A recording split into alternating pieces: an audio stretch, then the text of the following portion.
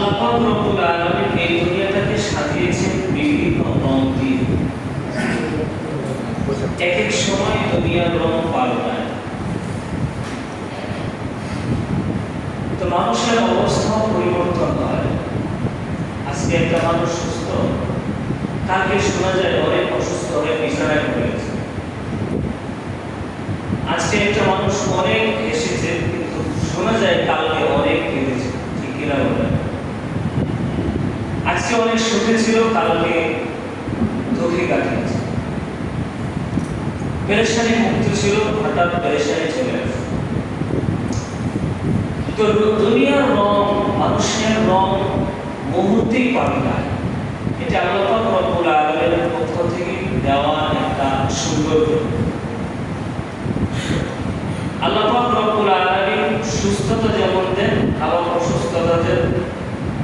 কারণ অসুস্থতা যখন হয় তখন সুস্থতার কদর বোঝা যায়, মূল্য বোঝা যায়। ঠিক কিনা বলেন? একটা মানুষ যদি সবসময় সুস্থই থাকে, তখন ওই লোকটার সুস্থতার মূল্য বোঝা যায়। মানে সুস্থ কি জিনিস, এই জিনিসটা অনুভূতি করে। কিন্তু যখন সুখে থাকে, ও সুখে থাকলে এই সুখের যে একটা মূল্য, মর্যাদা, সে বুঝে যায়। আবার মাঝে মাঝে আল্লাহ পাক রব্বুল আলামিন দুঃখ দেন, অসুস্থতা দেন, কষ্ট দেন, পেরেশানি দেন। উদ্দেশ্য হলো এই বান্দা যেন সে যে পেরেশানি মুক্ত ছিল, এই পেরেশানি মুক্ত জীবনের মূল্য সে বুঝে। এই জন্য আল্লাহ পাক রব্বুল আলামিন পরিবর্তন করেন, মানুষের রং পরিবর্তন করায় দেন, মানুষের সিফাত আওসাফ পরিবর্তন করে। দুনিয়াটা আল্লাহ পাক রব্বুল আলামিন সুস্থতা, অসুস্থতা, সুখ দুঃখ সব মিলিয়ে সাজিয়েছে। আর পরকালে বান্দার নয় জীবনে শুধু সুস্থতা থাকবে, নয় অসুস্থতা থাকবে, নয় শুধু সুখ থাকবে, নয় শুধু দুঃখ থাকবে। পরকালের জীবন সুখ দুঃখ মিলিয়ে হবে না। দুনিয়ার জীবন সুখ দুঃখ দুটো মিলে, আর পরকালের জীবন সুখ দুঃখ মিলে না। নয় শুধু সুখ হবে, নয় শুধু দুঃখ হবে। যেমন যে যারা জান্নাতে যাবে, তারা কি দুঃখের কোনো নামগন্ধ পাবে? কোনো নামগন্ধই তারা পাবে না। আর যারা জাহান্নামে যাবে, তারা সুখের কোনো নামগন্ধই তারা পাবে না। তো পরকালের জীবনটা আল্লাহ এমনভাবে সাজাইছে, নয় শুধু দুঃখ, নয় শুধু সুখ। আর পরকাল দুনিয়ার জীবনটা সাজাইছে সুখ দুঃখ দুটো মিলে। এই জন্য কবি বলেছেন, কবি সুখ হয় কবি দুঃখ হয়, उसी का नाम दुनिया है। कभी सुख है कभी दुख है, उसी का नाम दुनिया है। কবি বলেন যে কখনো সুখ কখনো দুঃখ, এটার নামই দুনিয়া, এটার নামই দুনিয়া। এই জন্য হঠাৎ দুঃখ আসবে, দুঃখ আবার চলে যাবে, আবার সুখ আসবে। এই জন্য আল্লাহ পাক বলেছে, ইন্না মা'আল উসরি ইউসরা। কঠিনতা আসবে, কঠিনতার পরে আবার সহজতা আসবে। তো দুনিয়াকে আল্লাহ পাক রব্বুল আলামিন সুখ দুঃখ, আনন্দ কষ্ট সব মিলিয়ে সাজিয়েছে। এই জন্য দুনিয়াতে যখন থাকবেন শুধু সুখে কাটাবেন এমন না, মাঝে মাঝে দুঃখ কাটাইতে হবে। আবার সারা জীবন দুঃখে কাটাবেন এরকমও না, মাঝে মাঝে সুখ পাবেন। আর এগুলো আল্লাহ পাকের পক্ষ থেকে নিয়ামত। এগুলো আল্লাহ পাক বলেন, আল্লাহ রাসূল বলেছেন, মান ইউরিদিল্লাহু বিহি খায়রান ইউসিব মিনহু, মান ইউরিদিল্লাহু বিহি খায়রান। আল্লাহ পাক যার ব্যাপারে কল্যাণ চান, ভালো চান, ইউসিব মিনহু, দুনিয়ার কষ্ট তাকে পাকড়াও করবে। যাকে কল্যাণ চান, দুনিয়ার কষ্ট তাকে কি করবে? পাকড়াও করবে, ধরবে। এখানে সুখে থাকা, এটা আল্লাহ পাকের পক্ষ থেকে আমাদের জন্য কল্যাণ নিশ্চিত হয়ে যাবেন এরকম নয়। সুখে থাকলেই আপনি আল্লাহ আপনার ব্যাপারে কল্যাণ চেয়েছেন, বিষয়টা এমন নয়। আর দুনিয়াতে আপনি শুধু কষ্ট সহ্য করে, শুধু কষ্টই দুনিয়াতে আসে। এই জন্য আল্লাহ পাক আপনার উপরে নারাজ, বিষয়টা এমন না। আরে সুখে, বেশি সুখে থাকলেই তো হাদিসের ভাষ্য অনুযায়ী বোঝা যায় আল্লাহ তার প্রতি নারাজ। আর যে দুঃখে থাকে, কষ্টে থাকে, হাদিস দিয়ে বোঝা যায়, কোরআন দিয়ে বোঝা যায় তার প্রতি আল্লাহ সন্তুষ্ট। কিন্তু বিষয়টা কেমন যেন উল্টা, ঠিক কিনা বলেন? বিষয়টা উল্টা না? আল্লাহ যদি আমার উপরে সন্তুষ্ট থাকে তাহলে অসুস্থতা কেন আসবে? সুখ দুঃখ দেওয়ার মানে তো আল্লাহ। আল্লাহ যদি আমাকে পছন্দই করে তাহলে দুঃখ দিবেন কেন? কথা বলে ঠিক কিনা? মনে রাখতে হবে দুনিয়ার চাওয়া, মানুষের চাওয়া আর আল্লাহর চাওয়ার মধ্যে দেবদার তফাৎ। আল্লাহর চাওয়ার রহস্য বোঝা বড় মুশকিল। আমরা দুনিয়াবি মানবিক হিসেবে আমরা চাই যাকে আমি বেশি পছন্দ করি সে যেন কষ্ট না পায়, সে যেন দুঃখে না থাকে, সবসময় আরাম আয়েসে থাকে। এটাই হলো ভালোবাসা, ঠিক কিনা? কথা বলে ঠিক কিনা? আর যাকে পছন্দ করি না তাকে দুঃখে রাখা আমার ভালো লাগে, কষ্টে রাখা আমার ভালো লাগে। এটা হলো মানুষের চাওয়া। কিন্তু আল্লাহর চাওয়া মানুষের চাওয়ার বহির্ভূত, বিপরীত। আল্লাহ যাকে বেশি পছন্দ করে তাকে দুঃখের বেশি, কষ্টের বেশি। আর যাকে বেশি পছন্দ করেন না তাকে সুখে শান্তিতেই বেরিয়ে আসে। এই জন্য অন্য হাদিসের মধ্যে আল্লাহ রাসূল বলেছেন, ইযা আহাব্বাল্লাহু আবদান সাব্বা আলাইহিল বালা সাব্বান। আল্লাহ রাসূল বলেন, ইযা আহাব্বাল্লাহু আবদান, আল্লাহ পাক রব্বুল আলামিন যখন কোন বান্দাকে বেশি ভালোবাসে, সাব্বা আলাইহিল বালা সাব্বা, ওই ব্যক্তির উপরে আল্লাহ পাক রব্বুল আলামিন দুনিয়াবি বালা মুসিবত, অসুস্থতা, দুঃখ ওই ব্যক্তির উপরে বেশি চাপায় দেন। এই জন্য দেখা যায় সাহাবায়ে কেরামের সময় তারা যখন অসুস্থ থাকতেন তখন তারা আল্লাহর শুকর আদায় করতেন আর বলতেন, আল্লাহ পাক রব্বুল আলামিন আমার প্রতি সন্তুষ্ট। যখন কোন সাহাবী কোন বিপদে পড়তেন বলতেন, আলহামদুলিল্লাহ, আল্লাহর শুকর, আল্লাহ পাক রব্বুল আলামিন আমার প্রতি সন্তুষ্ট।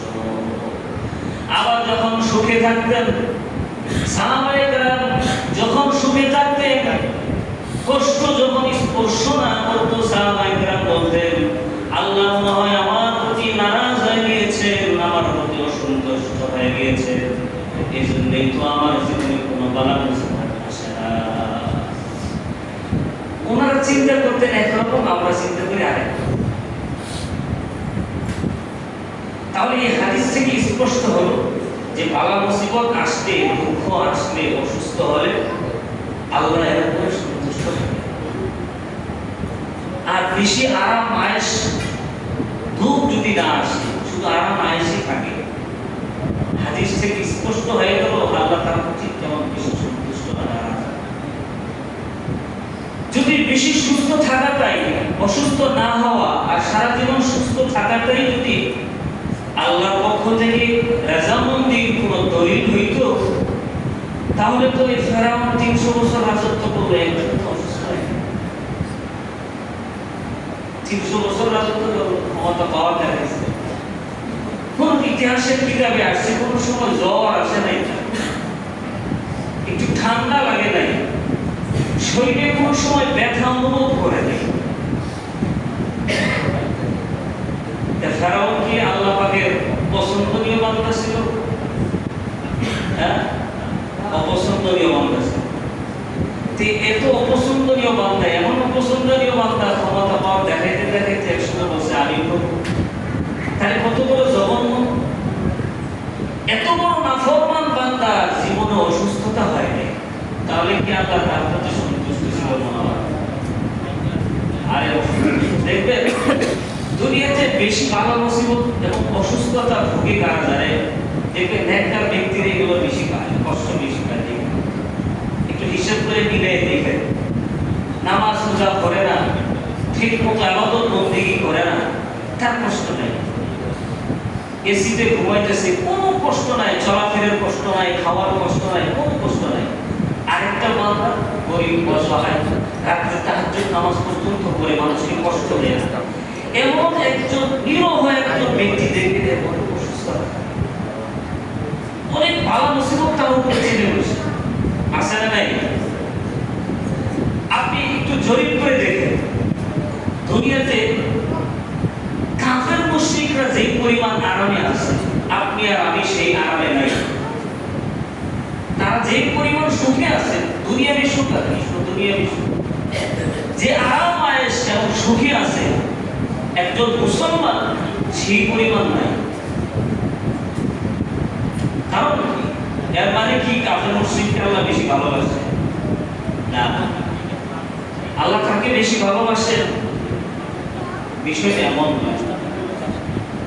একটা হাদিস আসছে, হাদিসের মধ্যে আসছে যে আল্লাহ কাফের মুশরিকদের জন্য তো কিয়ামতের ময়দানে কিচ্ছু রাখার নেই, তাদের কোনো অংশ নাই, কোনো আরাম আয়েশ নাই, তাদের কোনো সুখের কোনো নাম বন্ধ সেদিন পাবে না। যত সুখ দরকার দুনিয়াতেই নিয়ে, যত সুখ দরকার দুনিয়াতে। আল্লাহ পাক কাফের মুশরিকরা যে মাঝে মাঝে ভালো কাজ করে, এই ভালো কাজের বিনিময়ে আখিরাতে তো আল্লাহ দিবেন না, আখিরাতে তো তারা পাবেই না। এখন দিবেন কোন সময়? আখিরাতে দিয়ে তো তারা পাবে না। তো এই ভালো কাজগুলো যে করে, এই ভালো কাজগুলোর বিনিময়ে আমি দুনিয়াতে তারা দিই, এজন্য দুনিয়াবি তার কষ্ট আর আসে না, দুঃখ তার জীবনে আসে, কারণ তার আরাম আয়েশের জায়গা দুনিয়াটাই, কোনো ভালো নেই। কথা বুঝতে পারতেছেন? এই জন্য আপনি যদি দুঃখে থাকেন, কষ্টে থাকেন, ভাববেন না যে আল্লাহ আমার প্রতি নারাজ, বরং উল্টা ভাববেন যে আল্লাহ আমার প্রতি সন্তুষ্ট, আল্লাহ আমার প্রতি সন্তুষ্ট। দেখেন, দুনিয়ার মধ্যে সবচেয়ে নেককার ব্যক্তি কারা ছিল? নবীরা, তাই না? নবীরা না? নবীদের পরে ওনাদের হাওয়ারিন যারা আছে, বিশ্বনবীর সাহাবায়ে কেরাম, নবীদের যারা সংস্পর্শে ছিল তারা, তারপরে তাবিঈনরা, তাবিঈনরা, এরকম ভাবে দুনিয়ার মধ্যে সবচেয়ে নেককার এবং মাহবুব বান্দা ছিল নবীরা। আর নবীদের জীবনেই তার অনেক কষ্ট সহ্য করেছে, নবীরাই তাদের জীবনে বহুত কষ্ট সহ্য করেছে, যে পরিমাণ কষ্ট আমাদের জীবনে নাই। যে আমাদের চাইতে বহু হাজার হাজার হাজার হাজার কোটি গুণ গুণের নবীরা আমাদের চাইতে শ্রেষ্ঠ। তারপর ওনাদের জীবনে কষ্টের অভাব ছিল না, দুঃখের অভাব ছিল না, কদমে কদমে কষ্ট ছিল, দুঃখ ছিল, বিপদ ছিল। এর মানে হলো আল্লাহ যাদেরকে বেশি পছন্দ করেন তাদেরকে কষ্ট বেশি দেন, দুঃখ তাদেরকে বেশি দেন। এই জন্য মনে খারাপ নেবেন, কষ্ট নেবেন না। এই যে আমাদের অনেক ভাইকে দেখা যায় অসুস্থ থাকে, তো জিজ্ঞাসা করি ভাই কেমন আছেন? বেশি তেমন ভালো না। কেমন কি? ভালো না। আরে আগে শুকর আদায় করবেন, আলহামদুলিল্লাহ অনেক ভালো, অনেক ভালো। তবে আল্লাহ আমার একটা অসুস্থতা দিয়ে পরীক্ষা করতেছে, এরকম না বলবেন। আলহামদুলিল্লাহ বলা বাদ দিয়ে কি বলবেন? আর হাই হুতাশ করবেন, এটা ভালো না। বহু অসুস্থ, অনেক অসুস্থ, সহ্য করতে পারতেছেন না, তারপর বলবেন কি আলহামদুলিল্লাহ অনেক ভালো, অনেক ভালো। এরকম শুকর আদায় করবেন, তাহলে আল্লাহ সন্তুষ্ট হবেন, পরীক্ষায় সফল হবেন, মর্যাদা বৃদ্ধি হবে। তো মনে রাখতে হবে এই যে সুখ দুঃখ এগুলো দিয়ে আল্লাহ পাক রব্বুল আলামিন দুনিয়ার জীবনটা সাজাইছে। তবে মুসলমানদের জীবনে দুঃখটা বেশি হবে, কষ্ট বেশি হবে, এটা মাথায় রাখতে হবে। আর আল্লাহ পাক রব্বুল আলামিন মুমিন বান্দা, নেককার বান্দারা কষ্টে থাকুক, চোখ দিয়ে পানি বের হোক, পেরেশানিতে থাকুক, এটা আল্লাহ পছন্দ করেন বেশি। যেমন আল্লামা তকি উসমানী দামাত বারাকাতুহু, ওনার একটা কিতাব আছে ইসলাহি কুতুবাত। ইসলাহি কুতুবাতের মধ্যে একটা ঘটনা উল্লেখ করেছে। ঘটনাটা এরকম যে আল্লাহ পাক রব্বুল আলামিন যখন নেককার বান্দাদেরকে বিপদে রাখেন, অসুস্থতায় রাখেন, তখন ফেরেশতারা আল্লাহ পাক রব্বুল আলামিনকে জিজ্ঞাসা করে, আল্লাহ আচ্ছা, এই লোকটা না অনেক মাহবুব বান্দা, আপনার প্রিয় বান্দা, আপনি না তার অনেক পছন্দ করেন, সে না আপনার অনেক ইবাদত করে, আপনার জিকির করে, আপনার এত স্মরণ করে, এত পছন্দ করে, ভালোবাসেন, এত ভালোবাসার পরেও আপনি তাকে এত কষ্ট রাখেন কেন? এত কষ্ট আপনি তাকে দেন কেন? আল্লাহ পাক রব্বুল আলামিন ফেরেশতাকে ডাক দিয়ে বলে, ফেরেশতা শোনো, আমি যাকে বেশি পছন্দ করি, আমি তার ব্যাপারে এটা পছন্দ করি যে সব সময় চোখ দিয়ে পানি বের হোক, আমি এই দৃশ্য দেখতে চাই। যে দুঃখে থাকার পরও আমি আল্লাহকে স্মরণ করবে, আমি এটা চাই, আমার কাছে পছন্দ, ভালো লাগে। আমাকে স্মরণ করবে, দুঃখে থাকার পরও আমি আল্লাহকে গালি দিবে না, আমি আল্লাহর কাছে আরো বেশি নত হবে, আমার কাছে বেশি পছন্দনীয় লাগে, খুব ভালো লাগে। এই জন্য আমি আমার পছন্দনীয় বান্দাকে দুঃখ কষ্ট বেশি দিই। সুবহানাল্লাহ। এতে কষ্ট পাওয়ার কিছু নাই। আশরাফ আলী থানভী রাহমাতুল্লাহি আলাইহি উনি একটা ঘটনা উল্লেখ করেছেন, এটা ইসলামী কুতুবাতের মধ্যে উল্লেখ করা আছে। আশরাফ আলী থানভী রাহমাতুল্লাহি আলাইহি মাওয়াইদুল হাসানা কিতাবের মধ্যে উল্লেখ করেন,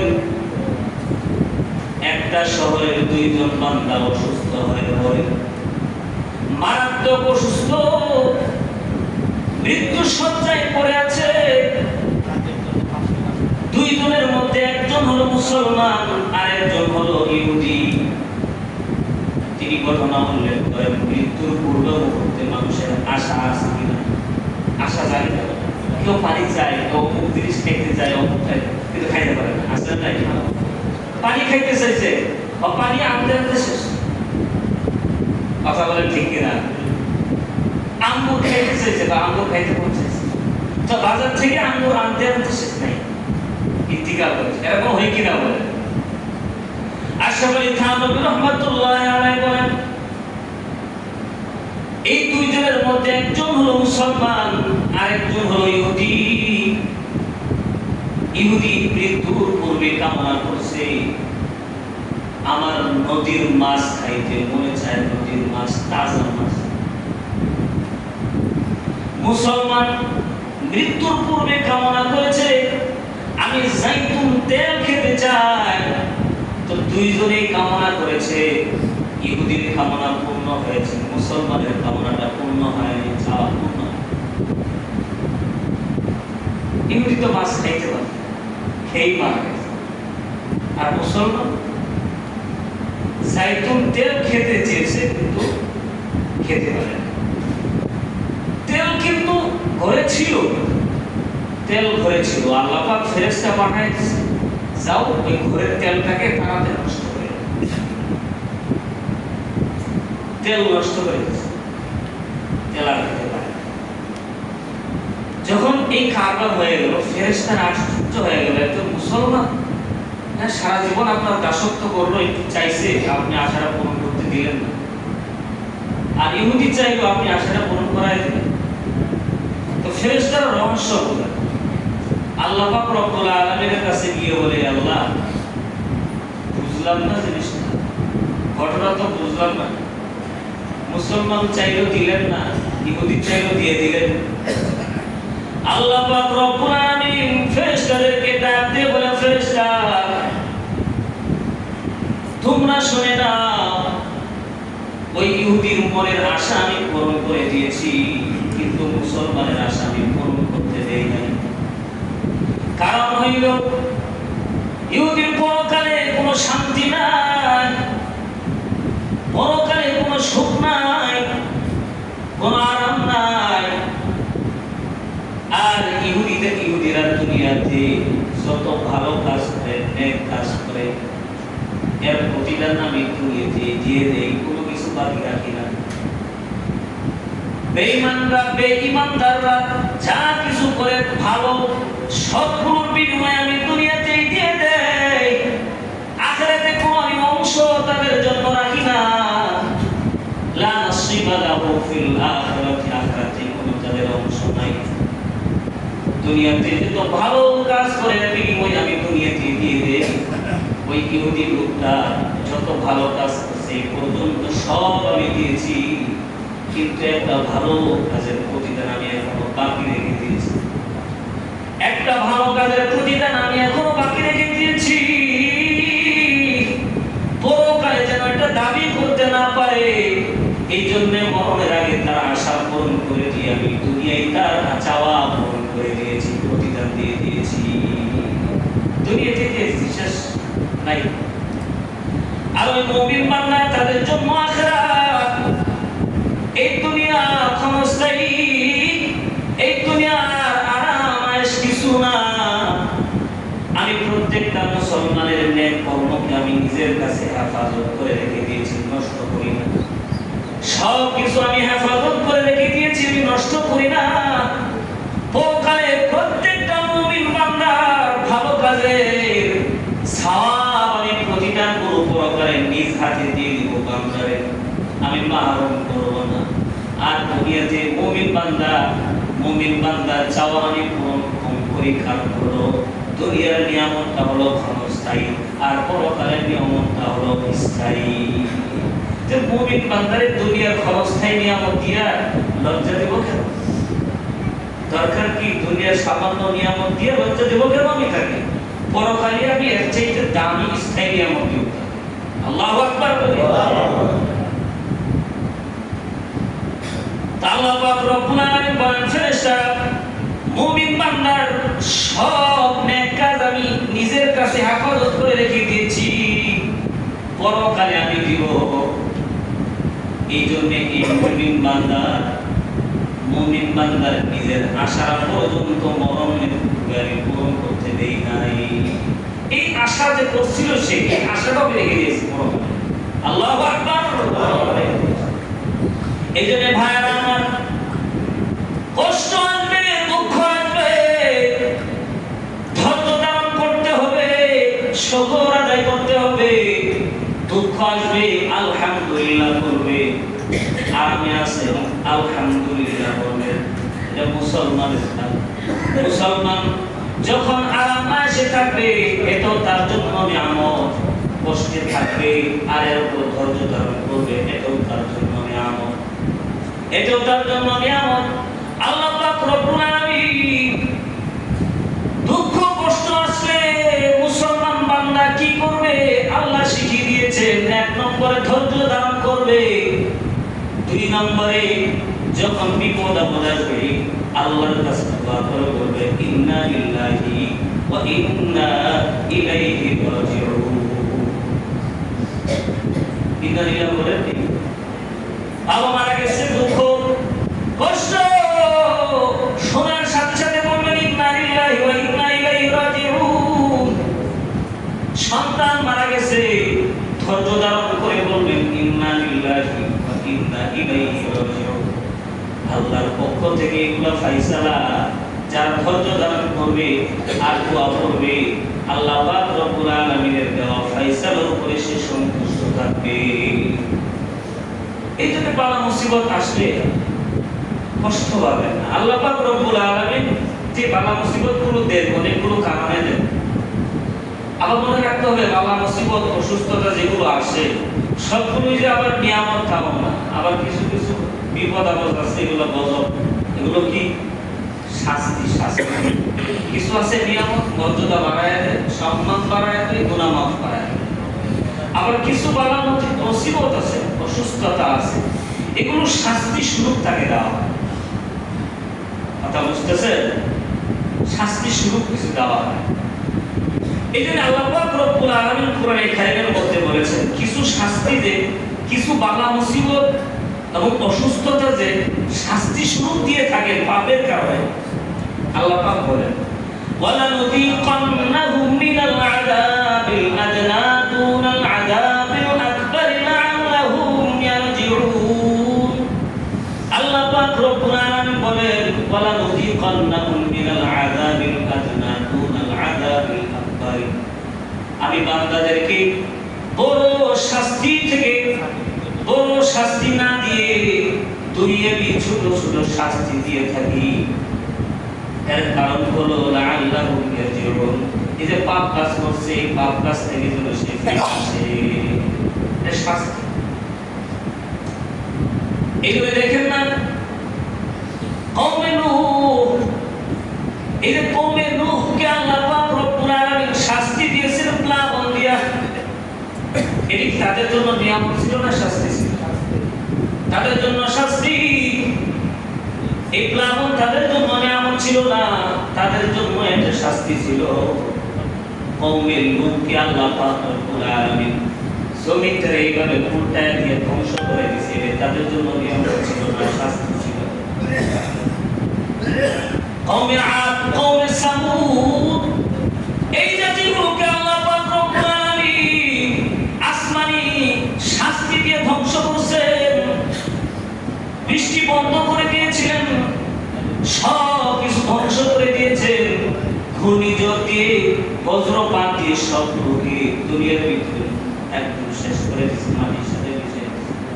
এগুলো তাদের জন্য নিয়ামত ছিল না, এগুলো তাদের জন্য শাস্তি, দুনিয়াবী শাস্তি। পাপের কারণে আল্লাহ পাক রব্বুল আলামিন বলেন ওয়ালা নুযীকান্নাহুম মিনাল আযাবিল আদনা দুনাল আযাবিল আকবারি লাআল্লাহুম ইয়ারজিউন।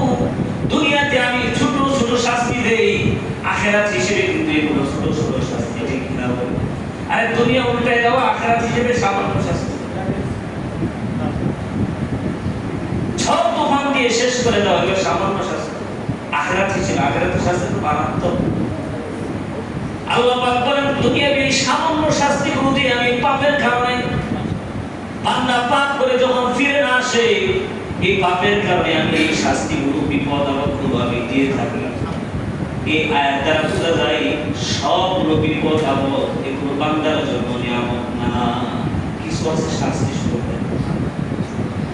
আবার কিছু বালা মুসিবত আছে যেগুলো আল্লাহ পাক রব্বুল আলামিন পরীক্ষার জন্য দেন, মর্যাদা বাড়ায় দেওয়ার জন্য দেন, গুনাহ মাফ করার জন্য দেন।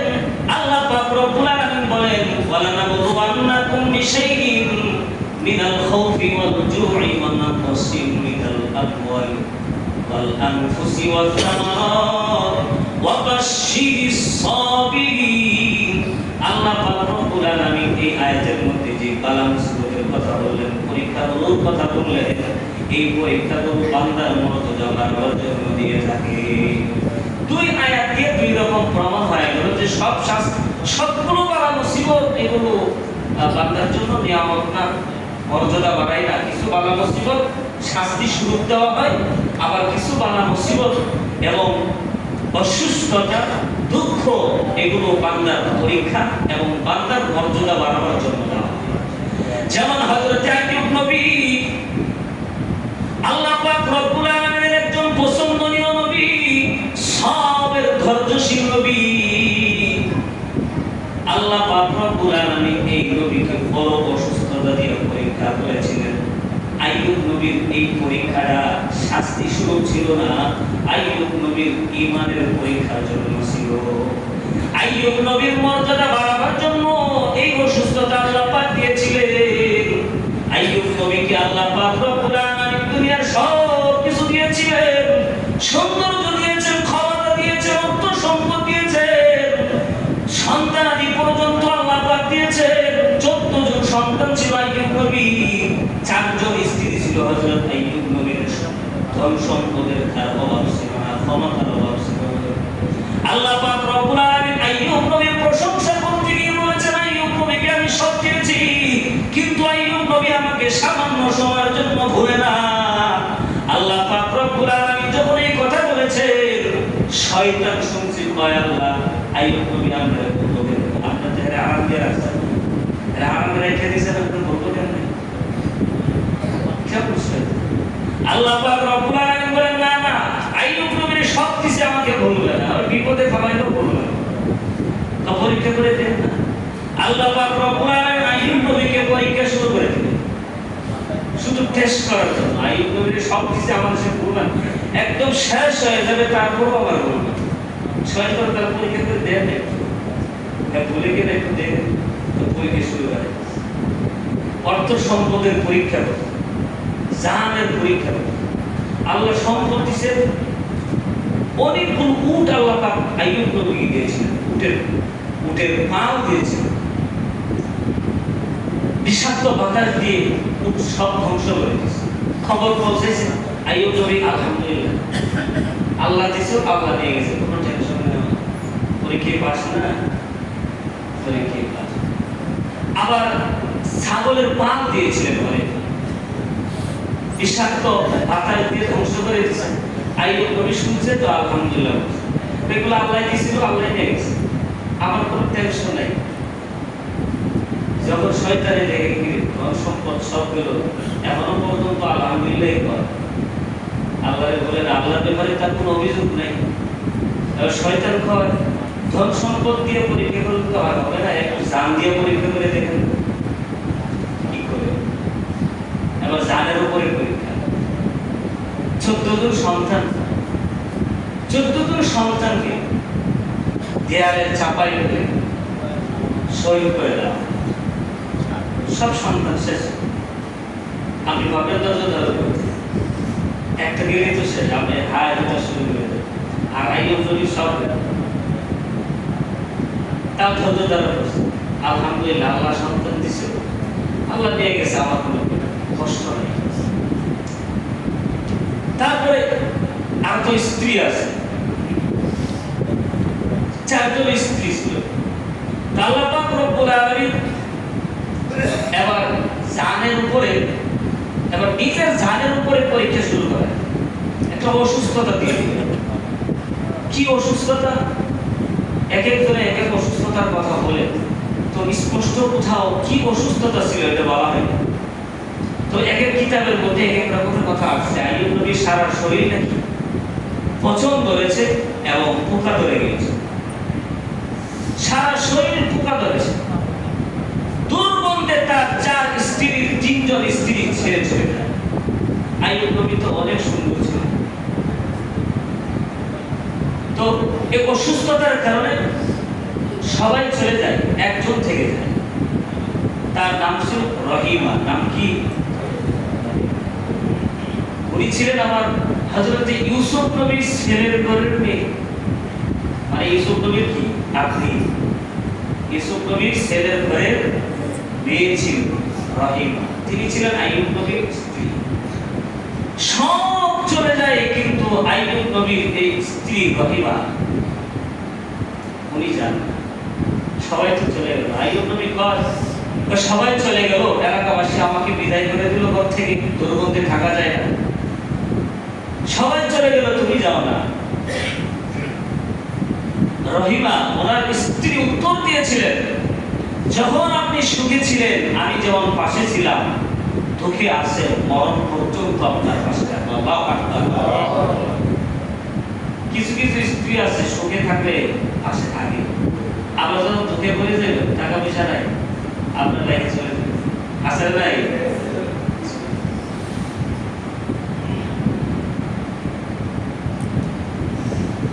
তো উনি যাবেন কিভাবে? ওনার বংশ তো নবীদের বংশ থেকে, তাই না? তাদের রক্তের সম্পর্ক নবীদের রক্তের সাথে সম্পর্কিত। সহজ। হযরত ইউসুফ নবীর রক্তের সম্পর্ক রহিমা। উনি উত্তর দিয়েছিলেন, এখন যদি আমি চলে যাই কিয়ামতের ময়দানে আল্লাহর সামনে আমি কি জবাব দেব? কি জবাব? কি সুন্দর উত্তর।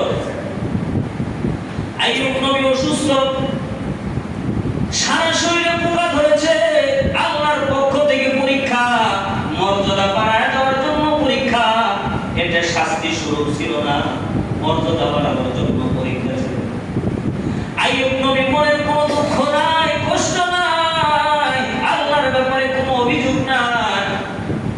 কিতাবের ভিতরে আসছে যখন পোকা জিহ্বার কাছে চলে আসে, এই সময় আইয়ুব নবী আল্লাহর কাছে দোয়া করেছেন, আন্নি মাসসানিয়াদ দুররু ওয়া আনতা আরহামুর রাহিমিন।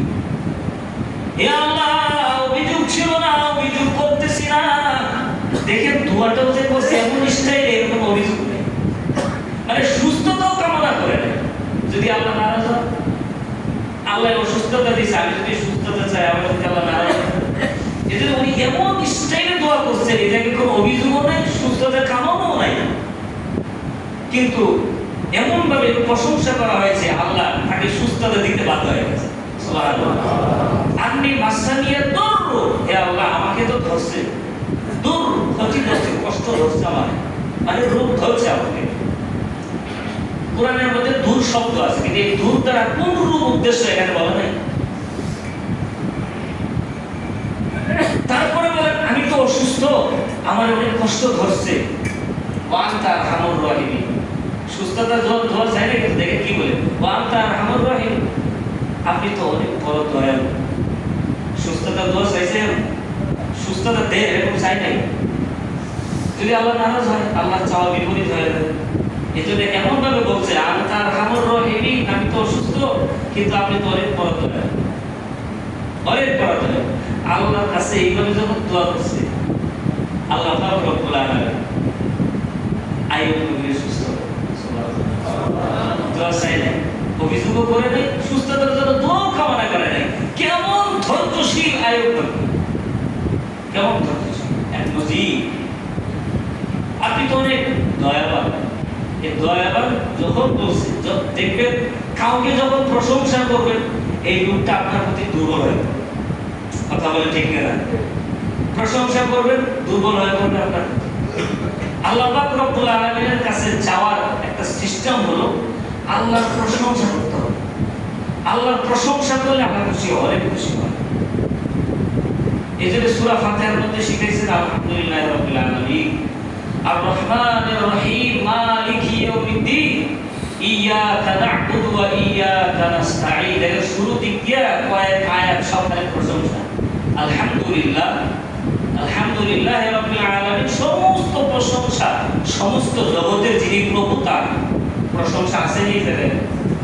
আর রহমানির রহিম, আরে তিনি তো রহিম রহমান দয়া, এখানে প্রশংসা চলতেছে। মালিকি ইয়াউমিদ্দিন, আর প্রশংসা হলো মালিকি ইয়াউমিদ্দিন, তিনি তো এমন যে সেই বিচার দিবসের বাণী, অনেক ক্ষমতাবান। সব প্রশংসা আল্লাহ শিখায় গেছে, কেমনে দোয়া করতে হবে তাও আল্লাহ বলে দিয়েছে। দেখছেন, আগে প্রশংসা করতে হবে, তারপরে চাওয়া শিখাইছে ইয়াকা না'বুদু ওয়া ইয়াকা নাস্তাঈন। আমি তো আমরা আপনার ইবাদত করি, আপনার কাছেই চাই, আমরা দুনিয়ার কারোর কাছে কিছু চাই না। এগুলো কার প্রশংসা চলতেছে? আল্লাহর। এবার চাইতেছে প্রশংসা কইরা, আল্লাহর প্রশংসা করে খুশি করার পরে আবার চাওয়া ইহদিনাস সিরাতাল মুস্তাকিম সিরাতাল লাযীনা আন'আমতা আলাইহিম গায়রিল মাগদুবি আলাইহিম ওয়ালাদ-দাল্লিন। পরবর্তী চাওয়ার কথা বলে আল্লাহ এটা শিখাই দিয়েছে। আগে আমার কাছে প্রশংসা করা, প্রশংসা করবি তোর প্রতি আমি আল্লাহ দুর্বল হয়ে, তোর চাওয়া সব দিয়ে। এজন্য হযরত আইয়ুব নবী চায়ও নাই, তুমি শুধু খালি প্রশংসা করছো, শুধু প্রশংসা। আল্লাহ পাক দোয়া কবুল করেছেন, একটা নহর সৃষ্টি করে দিয়েছেন, জমি আলাদা করে ফাটল করে মাঝখানে একটা নহর তৈরি করে দিয়েছেন। হযরত আইয়ুব নবী এই নহরে গোসল করেছেন, সমস্ত রোগ দূর হয়ে গেছে, ভালো হয়ে গেছে। এবং ওই যে পিছনে যত বিপদ আপদ আসছিল, যা কিছু ধ্বংস করে দেওয়া হয়েছিল, সবগুলোকে আল্লাহ আবার ফেরত দিয়েছেন। এখানে কিছু বালা মুসিবত আছে, শাস্তি স্বরূপ দেওয়া হয়, আবার কিছু আছে বান্দার পরীক্ষার জন্য দেওয়া হয়। এজন্য বালা মুসিবত আসলে আল্লাহর শুকর আদায় করতে হয়। কোনটা বালা মুসিবত, কোনটা শাস্তি স্বরূপ, আর কোনটা পরীক্ষার জন্য দেওয়া হয়, এটা বুঝবেন কিভাবে? কিতাবের মধ্যে আসে বোঝার একটা ছোট্ট একটা উদাহরণ সিস্টেম। যে বিপদ আপদ আসলে আপনার মনে কষ্ট বেড়ে যায়, আল্লাহর প্রতি অভিযোগ আসে, ইবাদত বন্দেগীর মজা থাকে না, ইবাদত বন্দেগী থেকে দূরে সরে যায়, মনে করতে হবে এটা আপনার জন্য শাস্তি, এটা আপনার জন্য শাস্তি। ধৈর্য ধারণ করতে পারতেছেন না। আর যদি যে বালা মুসিবত আপনার জীবনে আসে, যত আসে আল্লাহর প্রতি মায়া আরো বেড়ে যায়, আল্লাহর ভালোবাসা আরো বেড়ে যায়, ইবাদত বন্দেগীর গতি আরো বেড়ে যায়, দোয়া বেড়ে যায়, ধৈর্য আপনার বেড়ে যায়। মনে কষ্ট থাকলেও আলাদাভাবে একটা শান্তি লাগে যে আল্লাহ আমারে দিয়েছে। এরকম যদি মনোভাব থাকে, বুঝতে হবে এটা আপনার মর্যাদা বাড়ানোর জন্য আল্লাহ পাক এই বিপদ আপনাকে দিয়েছে। তো যাই হোক, তো দুনিয়াবি বাধা মুসিবত আল্লাহ পাক আমাদেরকে দেন আমাদের মর্যাদা বাড়ানোর জন্যই দেন। এই জন্য ধৈর্যশীল হওয়া, আল্লাহর কাছে শুকর আদায় করা, তো আল্লাহ পাক রব্বুল আলামিন আমাদের সবাইকে কথাগুলোর উপরে আমল করার তৌফিক দান করুন। আমিন। ওয়া আখির দাওয়ানা আলহামদুলিল্লাহি রাব্বিল